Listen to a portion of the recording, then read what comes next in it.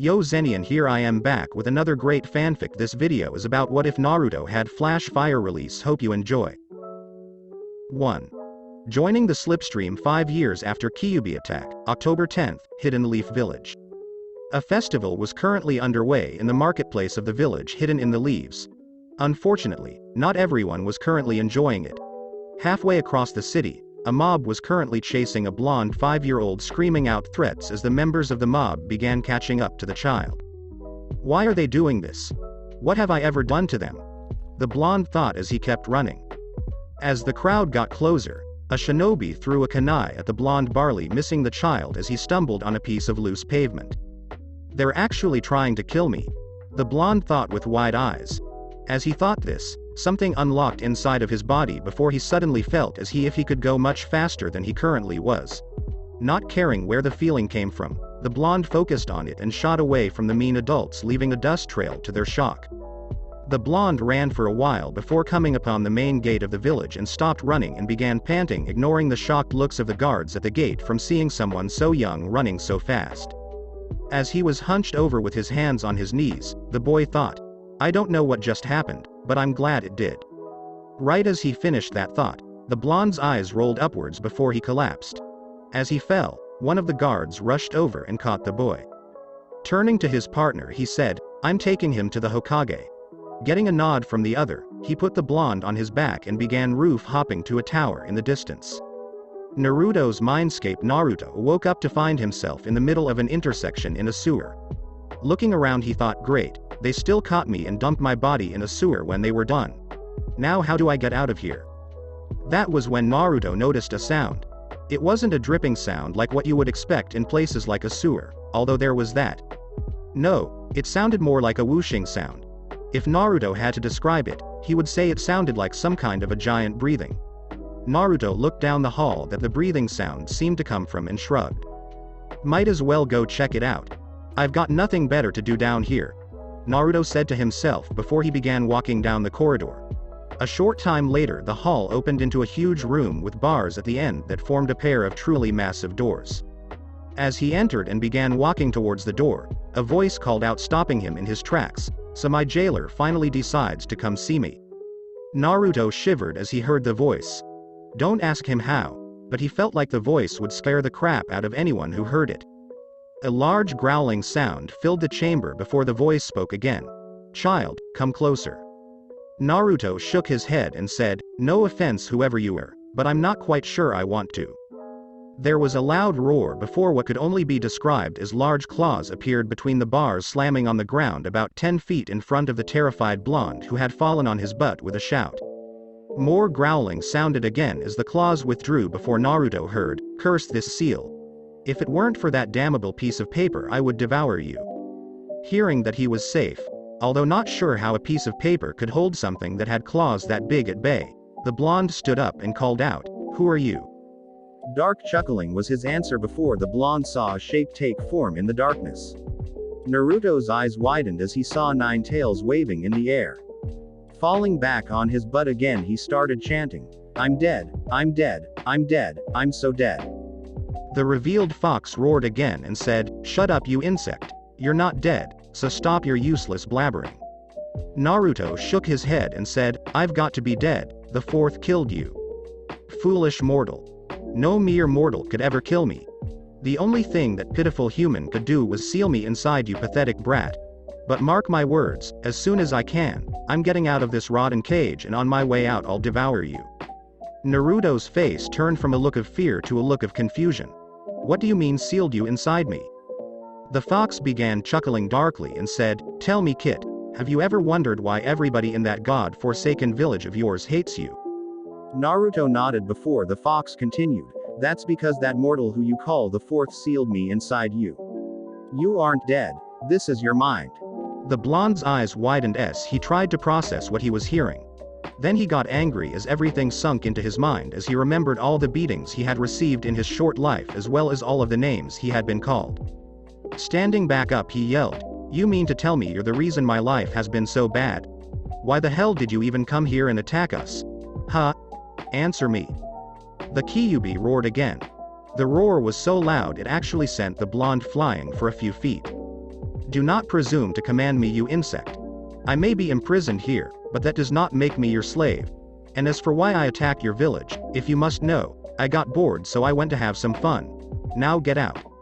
A wave of red energy rushed out of the cage and slammed into the blonde, forcing him out of the room and out of his mind. Hokage Tower. Hokage's office. As Naruto came to, he heard two voices talking.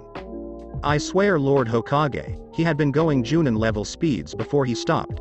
And then once he got to the gate he just fell over out like a light." "I see. While I admit that it is hard to believe, why don't we ask Naruto what happened? He seems to be waking up now." Naruto opened his eyes to find himself in a familiar office on a couch. As he sat up, the man that Naruto had begun to see as a grandfather came up to the couch as the gate guard from before hung back. Kneeling down in front of the blonde, the Hokage gave his grandfatherly smile and said, "You gave us a bit of a worry, Naruto. How do you feel?"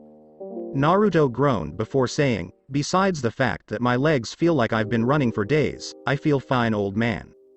Said old man nodded and said, "Speaking of running, Naruto, Kotetsu here said that you had ran to the gate at pretty fast speeds. Do you mind telling me what happened?" Naruto shrugged and said, "I don't know. One moment I'm running for my life from another mob, the next a kunai nearly hits me and I felt like I could run faster than anyone in the village. I just focused on that feeling and the next thing I know I'm at the gates trying to catch my breath." Sarutobi raised an eyebrow and thought, did he unlock his bloodline? I thought that wasn't supposed to happen until he was 16.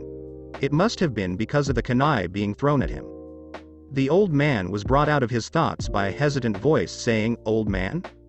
The Hokage looked at Naruto, who was looking at him like he was trying to figure out if he should keep speaking. "Yes, Naruto? Was there something else you need to tell me?" Naruto nodded slowly and said in an unsure voice, "Well, you see, after I got to the gate, I ended up passing out and woke up in some kind of a sewer. I ended up meeting the Kyuubi." Naruto frowned as Sarutobi and Kotetsu's eyes widened before continuing, "At least I think I did. That was one hell of a dream if I didn't. It said something about being sealed inside me and us being in my mind at the time."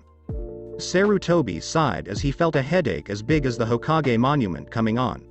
Rubbing the bridge of his nose, he said, "Kotetsu, you are dismissed. I don't believe I have to tell you to keep what you have heard in this office to yourself. The last thing we need right now is anyone else learning that Naruto has talked to the Kyuubi." The guard nodded and walked out of the office, closing the door on his way out. Sarutobi then looked back at Naruto and said, "Naruto, there's a lot we need to talk about. First off, I'm afraid that wasn't a dream. Unfortunately, nothing we could do could kill the Kyuubi. It was a form of solid chakra. Therefore, the only thing the fourth could do was seal it inside of you, giving his life in exchange." Naruto was wide-eyed as Sarutobi continued, "I was hoping that you wouldn't find out about that until you were older, but I guess there's nothing I can do about that now. Either way, we have something else that is possibly even more important to discuss. You remember that feeling of being able to run so fast that you talked about?" Naruto nodded and Sarutobi took out his pipe and stuffed it with tobacco before using a small fire jutsu to ignite it and took a deep draw to steady himself before saying, "That feeling was your bloodline limit activating itself." Naruto's eyes widened as Sarutobi continued saying, "It wasn't supposed to activate until you were 16, but it seems that your near-death experience unlocked it early. I was going to tell you about your parents then, and to be completely honest with you, I still want to wait for a while before I do. But your father was adamant about me telling you when your bloodline activated." Naruto frowned and said, "Why did you want to wait? You told me that you couldn't find anything about them." Sarutobi sighed again and said, "Naruto, you have to understand that both of your parents had many enemies, and if any of them ever learned that you were their child, they would stop at nothing to harm you in order to get revenge. They might even kill you. So I'm going to have to ask you to tell absolutely no one what I'm about to tell you. Understand?" Naruto looked down and nodded. Sarutobi nodded as well and said, "The first thing I suppose I should tell you about is your bloodline. It doesn't actually have an official name, but your father called it the slipstream." 7 years later, Hidden Leaf Village main gate. Kotetsu and his partner Azuma were lounging inside the gate guard's booth with no one in sight when they heard a voice say, "Do you guys ever stay awake your whole shift? If I didn't know any better, I would say you two are being paid to sleep." The two looked up and saw a 12-year-old blonde in a regular shinobi outfit with a pack over his shoulder signing the check-in sheet. Kotetsu smirked and said, "Ah, You're just jealous that you don't have as easy a job as we do, Kitsune. Said Shinobi simply smirked and shook his head before saying, whatever. Before seeming to disappear like he was never there. Izumo shook his head and said, no matter how many times I see him do that, it still weirds me out to see him just disappear like that. Kotetsu merely chuckled with a yeah, before placing his head back on the booth's counter and went back to sleep. Naruto reappeared at the door of his apartment and pulled out a set of keys before finding the right one and placing it inside the door's lock. As he turned the key he thought, I'm so glad no one lives up here with me. No awkward questions to answer if I ever just appear in front of someone. Once the door was unlocked, Naruto walked in and closed the door before heading to his room and putting the pack into his closet after pulling a scroll out of one of the side pockets. Naruto then grabbed an orange jumpsuit and changed into it before hanging his previous outfit in the back of the closet. Untying his headband, he then opened a secret compartment and placed it in before shutting it.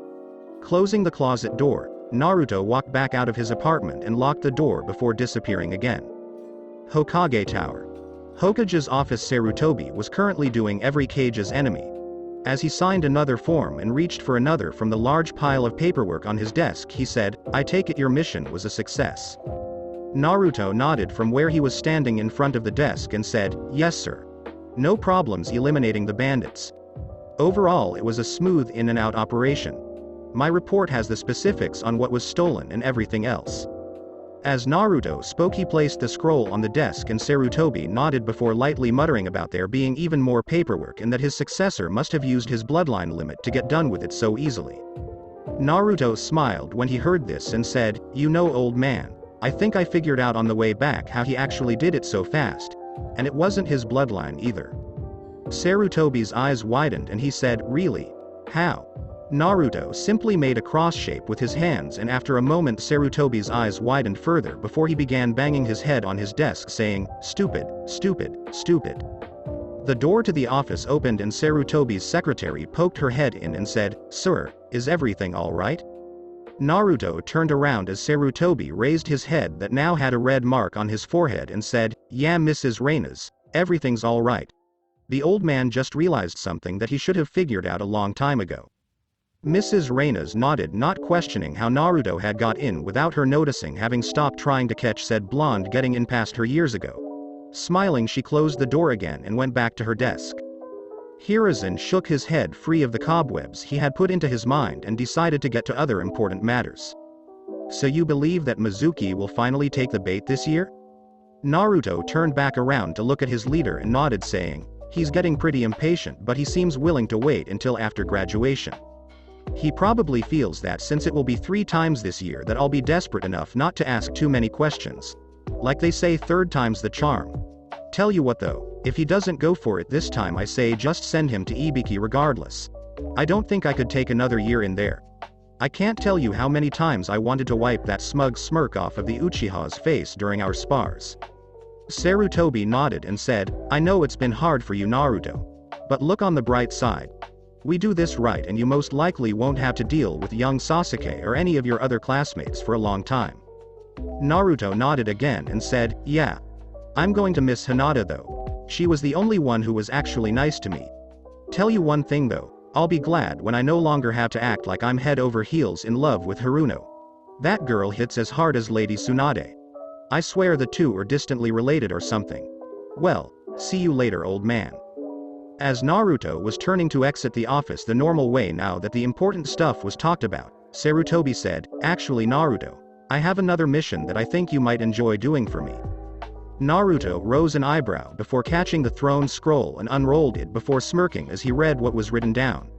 Looking back to his leader and nodding he tossed the scroll back and said, I'll get right on it. Take a look out your window at the monument in the morning when you hear the shouting start. Sarutobi nodded and said, I'm looking forward to it. The next morning Sarutobi heard, hey guys. Look at this. Turning around in his seat just in time to catch the genjutsu that was over the Hokage monument fall. The old man fell out of his seat in laughter as he saw what Naruto had done to get everyone's attention for his mission. The fourth's head had 2 fingers painted next to it in the victory sign as well as its tongue sticking out while the other Hokages were painted looking up as if they were shaking their heads in exasperation. Painted over the heads were the words, "The Hidden Leaf's #1 prankster strikes again." On the monument, Naruto gave himself a pat on the back before he heard, "Uzumaki." Naruto looked to the side and saw a team of 4 Anbu coming at him. He mock-paled before grinning like a madman and ran over to the edge of the monument before shooting off down the side with the Anbu right on his tail. What followed was one wacky chase as Naruto led not only the first team but 5 other Anbu teams on a merry chase through the city with said blonde laughing the whole way. It wasn't long before almost every single Anbu was trying to catch him. 3 hours later, he dropped into an alley and grinned before disappearing and reappearing in the Hokage's office. Smirking at the old man who looked over at him, he said, "How was that for testing Anbu patrols, old man?" Sarutobi smirked as well and said, "I would say that was well done, Naruto. Now I think you should go on to class. Don't you agree, Iruka?" Naruto hadn't noticed that Iruka was standing inside the office until he heard, "Lord Hokage, you actually told him to do that?" Naruto turned around to see his fellow shinobi of the leaf and said, "Yeah. Do you really think I would pull such a big prank if I didn't have the old man's go-ahead? What do you take me for, Iruka, an academy student? That reminds me." Naruto went over to the window and ran through a few hand signs. 5 seconds later, one used seals on the monument that Naruto had placed down last night activated and the paint evaporated, leaving the monument completely paint-free. Iruka shook his head at the undercover Junin and thought, "I'm getting too old for this." As the two were leaving the Hokage's office, one of the Anbu chasing Naruto entered the office. Seeing the blonde, the Anbu was about to grab him before the Hokage coughed and tossed the scroll that he had shown Naruto to him. Reading the scroll, the Anbu slumped and Sarutobi said, "I expect to see some improvements from this captain. We don't want an enemy shinobi being able to move around so easily." The Anbu nodded before bowing and left room. Iruka and Naruto followed him as they headed back to the academy. As they exited the tower, Iruka said, "I still cannot believe the Hokage actually gave you a mission like that, Naruto." Naruto merely shrugged and said, "Me either. But hey, I'm not complaining." Iruka chuckled and said, "I doubt you ever would. You do realize, however, that you won't be able to do any more pranks in a few days, right?" Naruto made a sad face and said, "Don't remind me. I'm going to miss being able to let some steam out with pranks." The rest of the trip to the academy was relatively quiet after that. As they entered the building, they made a quick stop to grab some rope from the supply storage room and Iruka tied Naruto in order to keep up pretenses. 5 minutes later, Naruto was sitting on the ground in front of his classmates, as Iruka lectured him much to the students' entertainment. Once he was done, he turned to the class and said, "Now then, since Naruto decided that class was not important enough to actually attend, we're going to have a pop quiz on the Henge Jutsu." There was a collective groan from the students while Naruto and Iruka mentally smirked at their discomfort. As Iruka untied Naruto and he joined the line, Shikamaru, who was next to him, looked at him and said, This is such a drag. Why do we have to have a quiz because you didn't come on time?" Naruto rose an eyebrow but didn't say anything. The students meanwhile performed the jutsu. All of them passed with only a few mistakes. When it came time for Naruto's turn, he stepped up. Iruka looked up from his clipboard where he was marking the scores and said, "All right, Naruto, your turn." Naruto nodded and brought his hands up. He briefly considered pulling a prank on his fellow shinobi but decided that he should probably give Iruka a break now that he was getting close to the end of his undercover mission. So shrugging to himself, he made the necessary hand signs before being covered in smoke. As it died down, a perfect copy of Iruka was standing in front of said teacher. Iruka nodded and put a mark down on his board as Naruto dropped his transformation and went back in line. After the quiz was done, Iruka put his clipboard on his desk and said, "All right, class. Since the final exam is tomorrow, I'm giving you guys the rest of the day off so that you guys can prepare for it. If any of you want some last-minute practice for your kunai and shuriken throwing, I'll be at the target range. Other than that, good luck to you all and I'll see you tomorrow." Naruto stood up and followed Iruka out the door, and the two headed towards the target range as the other students filed out, some heading to the range with the two shinobi and the others leaving the academy. Once they were at the target range, the students began picking up training kunai and shuriken and lined up for their chance at the targets. Iruka was watching them from a safe distance, supervising, with Naruto standing next to him, having been able to choose his gear first. "So what do you think of their chances during the exams?" Iruka asked Naruto in a low voice so no one else could hear them. Naruto studied the students for a moment before saying, none of them should really have any problems with the academy final exam as far as I can tell. As for the actual final exam, well, that really depends on who gets which sensei, since they usually do different tests even if they are generally the same idea. Any idea on the team placements yet? Iruka shrugged and said, a few. The third is hoping for a repeat of the Ino Shika Cho team's record with their children, and Hanada, Shino, and Kiba would make a good tracking team. Everyone else will probably just be a grouping by grade, and if I know they can work well together. Naruto nodded and said, what about the Uchiha and the Haruno? It's obvious that they'll be together since they're the top two of the class, as sad as that is in her case, but who will you put with them? Iruka shrugged again and said, I'm not sure. Truth be told, if you weren't undercover and your grades were an actual representation of your skills, then you would have been placed with them due to the balancing rule. Naruto made a face and said, thank God they're not then. I don't think I could stand being on their team. Iruka nodded and continued, the Hokage said that he would handle it though, so we'll have to see. Naruto nodded before walking over to the line of students and took his turn, making sure to miss every once in a while. Scene change. Ninja Academy day of final exam. Naruto currently had his head on his desk taking a nap as the students were taking their ninjutsu tests. When his name was finally called, Naruto walked into the room where Iruka and Mizuki were. As he saw Mizuki, he mentally sneered and thought, if this guy doesn't take the bait, I'm still going to bust his ass to Ibiki. Genjutsu on my written chakra strings, diverting my kunai enough to barely hit targets, and whatever he's going to try in here is more than enough to show he's a traitor in my book. Iruka was having similar thoughts about his ex-friend since he had seen the genjutsu when Naruto had turned in his test. Shaking his head of those thoughts, he said, okay Naruto, all you have to do is make 3 clones and you graduate. Naruto nodded and faked a look of concentration before he made the necessary hand signs. Just as Naruto decided to overload the jutsu as much as possible, he felt a slight genjutsu come over him, disrupting it even more. Naruto mentally shrugged and let loose with the fire hose that was his chakra anyway.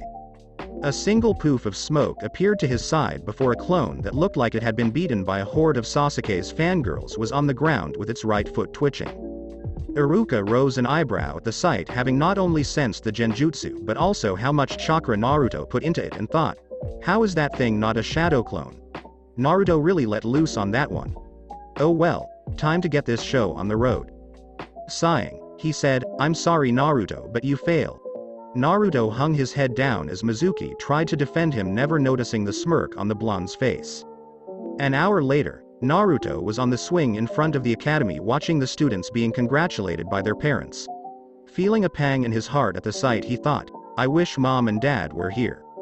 He was brought out of his musings as he heard whispering directed towards him. He's the only one who didn't graduate. Yeah well, good riddance. You know that he's the...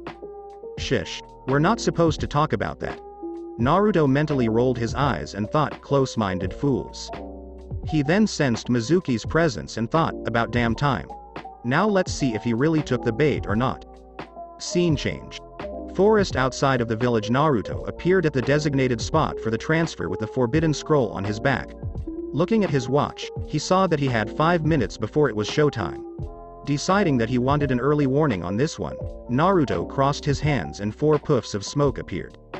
As the smoke cleared, revealing 4 copies of himself, he said, spread out and hide. Dispel yourself if you catch sight of the target.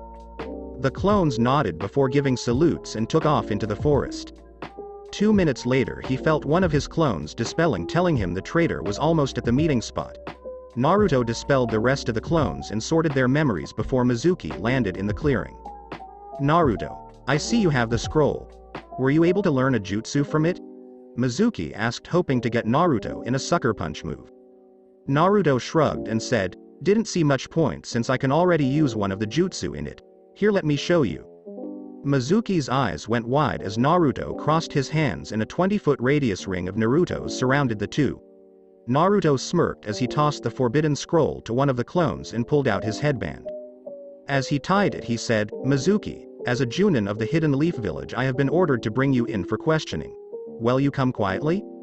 Mizuki just stared for a moment before he began laughing an insane laugh and said, ha, that's a laugh, you demon brat.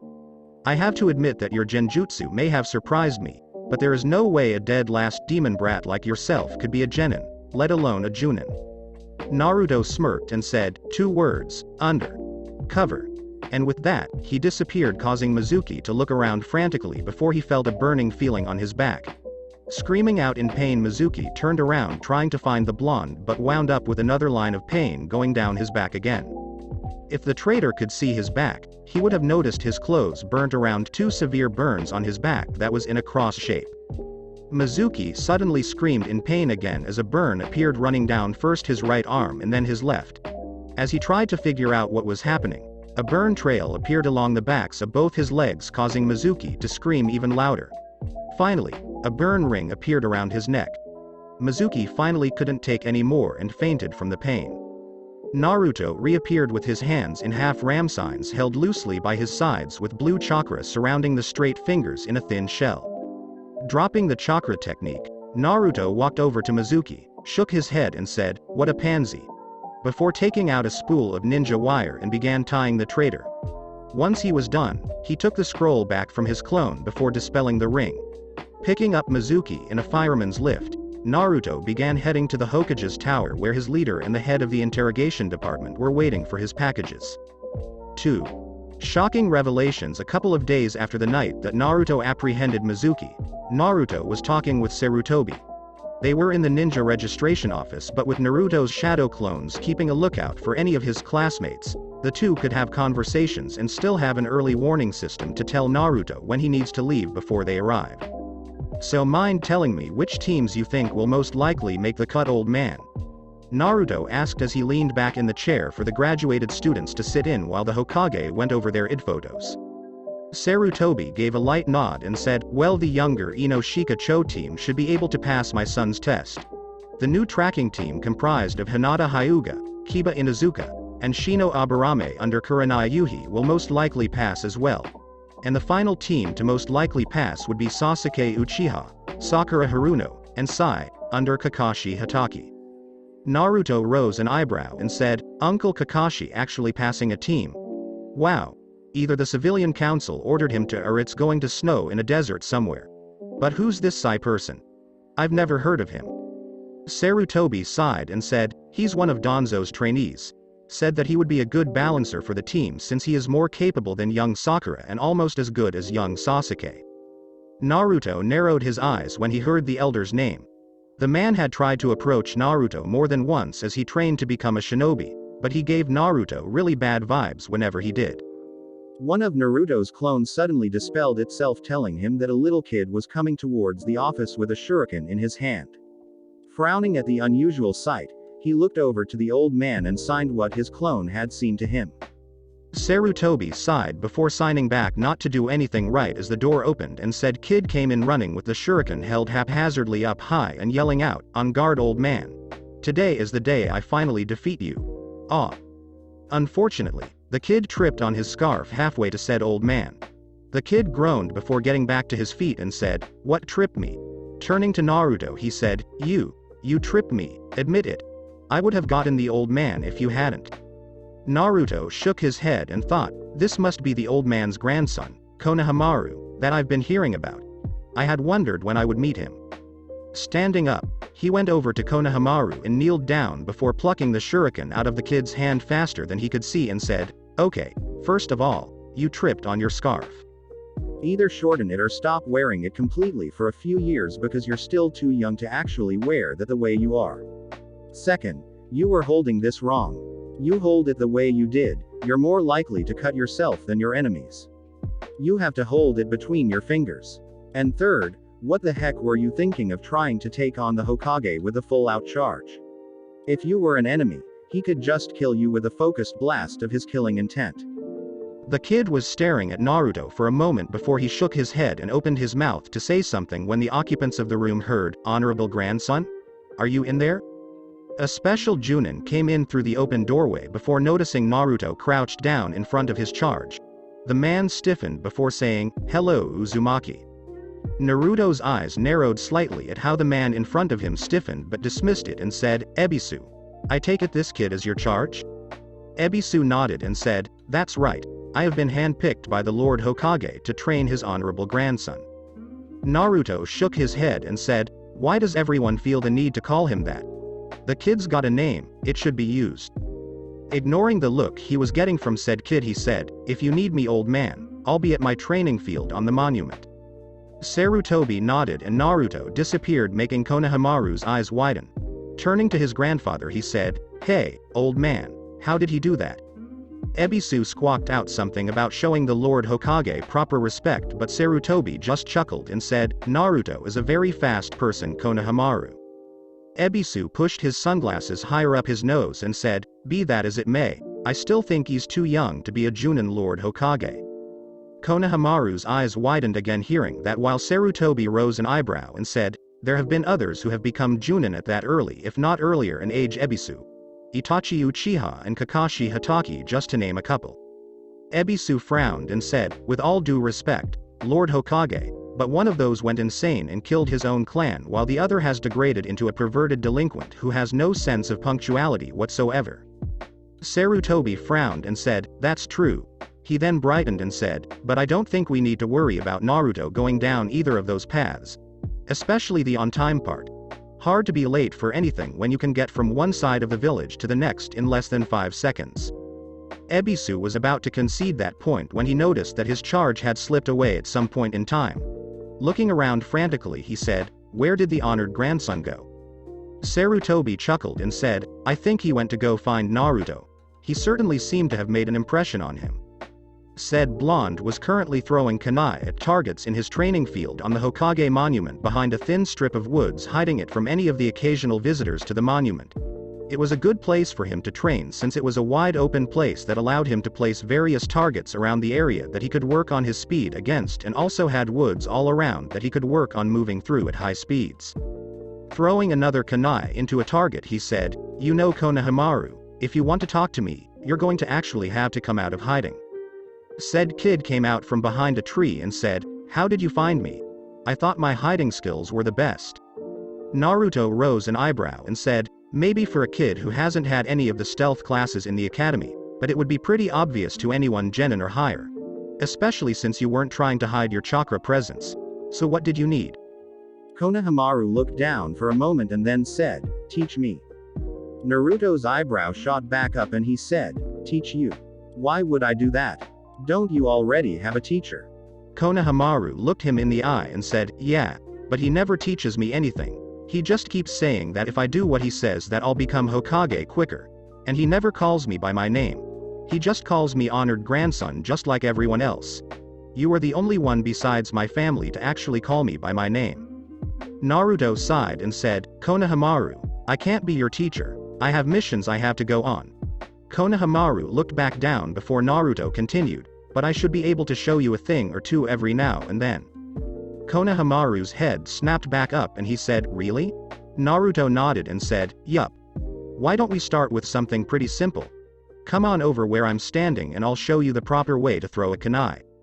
As Konohamaru came over to where he was standing, Naruto went over to the targets and pulled out the kunai he had thrown before walking back to Konohamaru. Once he was beside the kid, he started explaining how to throw the throwing knives while Konohamaru listened intently. In a nearby tree, Ebisu watched the two and thought, "I guess the Lord Hokage was right about him. I think I'll let him continue these lessons every once in a while. It seems to be doing the honored grandson some good." As Konohamaru continued throwing the knives trying to get the hang of it, Naruto looked over at the tree that Ebisu was in. The special Junin nodded to him before taking off. Naruto rose an eyebrow and thought, "I guess he's not so bad after all." 1 week after the Mizuki incident, this year's graduates were all in the familiar classroom for the last time. Or at least that's what they thought. Iruka of course knew that quite a few would probably be back here or be out of the program completely. He quickly shook that thought out of his mind though as he stepped in front of the class and got their attention with his big head jutsu. Iruka was about to begin his speech when one of the students said, "Hey, Iruka-sensei, where is Mizuki-sensei?" Iruka's face hardened, but a voice from the doorway answered for him. Mizuki was a traitor that was apprehended a week ago during a sting operation when he attempted to steal the forbidden scroll of sealing. The class looked to the door and were surprised to see a familiar blonde leaning against the door frame. Kiba looked at him and said, "What are you doing here, dead last? You were only supposed to come here if you graduated. Most of the other students agreed while Hinata looked at him in hope that he had actually somehow passed. Naruto pushed off from the doorway and flicked his headband that the graduates only just now realized was on his forehead before he said, "Mind how you talk to your superiors in Izuka. I was under orders by the Hokage for the past 3 years to draw that traitor into a trap and take care of him. I am not in the mood to deal with some fresh out of the academy rookie who can't accept the fact that someone was working undercover." The class was stunned with various thoughts running through their minds. Some were re-evaluating what they thought they knew about the blonde while others were furious that the dead last had apparently been stronger than he let on. Guess who? Meanwhile, Hinata was just confused. She was glad that Naruto had failed on purpose but was beginning to wonder how much of what she had seen of the blonde that none of the others did had been real of if it all was just an act. Naruto then walked over to Iruka and took a scroll out from his Junin vest that made the class even more shocked when they finally noticed that not only was Naruto not wearing his Kill Me orange jumpsuit, but was wearing the uniform of an elite shinobi of their hidden village. Giving the scroll to his comrade, he said, "Here, Iruka, the Hokage wants you to go over this when you have the free time and tell him what you think once you're done." Iruka nodded before he put the scroll in his Chunin vest and said, "Well do. Thanks, Naruto." Naruto nodded before he turned to face the class and gave a quick salute before seeming to disappear into thin air. Iruka chuckled at the dumbfounded looks on all of the students, which snapped them out of their shock and began shouting out questions. Iruka got a tick mark on his head before he performed his patented big head jutsu again and said, "Be quiet. Now then, allow me to explain a few things that are to be expected of you and then I'll get to the teams." 10 minutes later, Hinata was sitting on a bench by herself as she slowly ate her lunch as she tried to make sense of what she and the rest of the graduates had been told before their teams were announced. "Mind if I join you for a moment?" Hinata looked up and saw the blonde that she admired standing in front of her. Her eyes widened before she shook her head with a blush forming on her cheeks.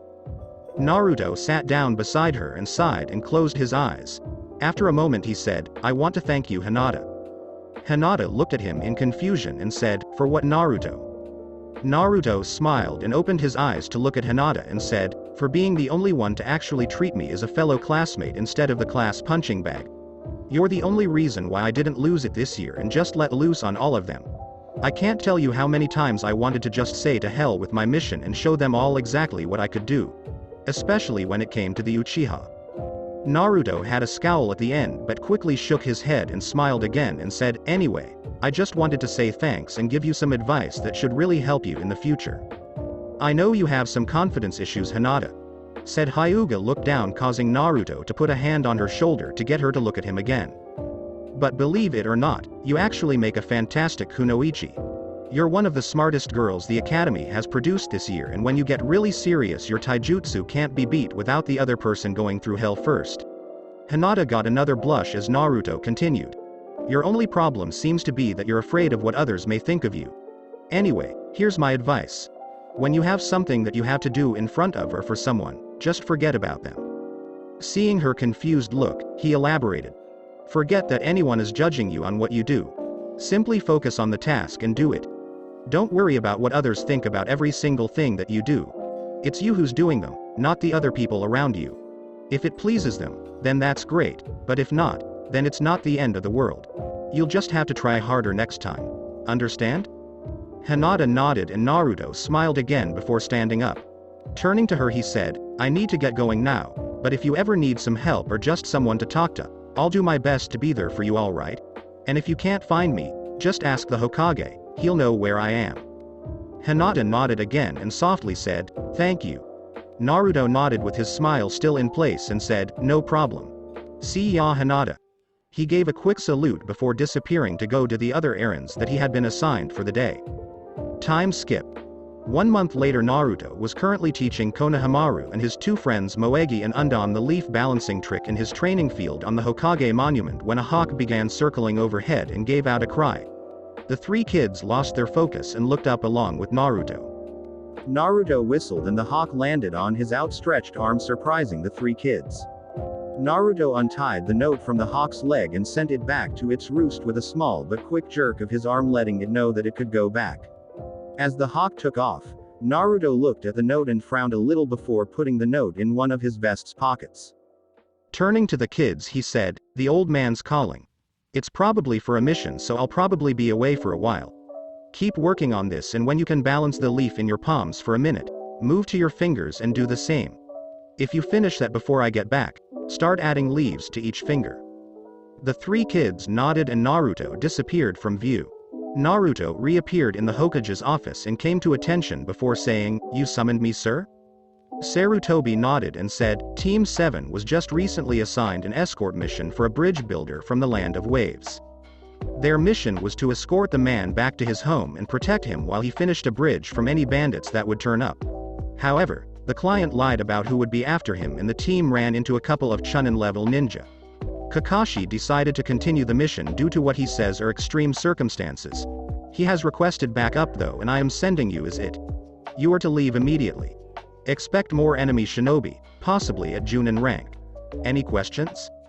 Naruto shook his head and Sarutobi tossed him a scroll that Naruto caught before giving a salute and disappeared again, heading to his apartment to pack for the trip. Once Naruto had everything he would need, he quickly went to the village gate and showed Kotetsu and Izumo his mission scroll as he signed himself out. Once that was done, he quickly focused on the sense of extreme speed and took off. Minato Namikaze's Hirashine Jutsu is heralded as a masterpiece of seals. Nothing could be further from the truth. The Hirashine was nothing more than Minato using his bloodline. When a bearer of the slipstream bloodline uses it, they move so fast that they get tunnel vision, making it very dangerous to use in a combat situation. And that is where the prong kunai comes in. Each seal on the kunai actually contains some of Minato's chakra that would steadily pulse it out, allowing him to know where everything was around him. Now Naruto may not have any of the special kunai, but he could do one better whenever he joined the slipstream. Naruto instead put his status as a Jinchuriki to good use.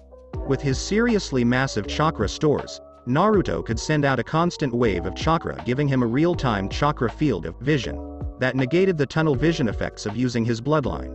And since this chakra sonar actually helped his chakra capacity grow as his body adapted to the repeated use of the technique, Naruto was able to keep the technique going for hours on end if needed. And that made for one scary shinobi that even his father would be hesitant to fight. As Naruto ran and his vision tunnelized, he began pulsing out his chakra.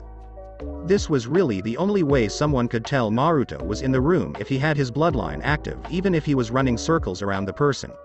If a Hyuga was ever to try and spot him when his technique was going full blast, they would be instantly blinded by all the chakra in the air, which was why Naruto never used it whenever he knew Hinata was watching with her Byakugan active.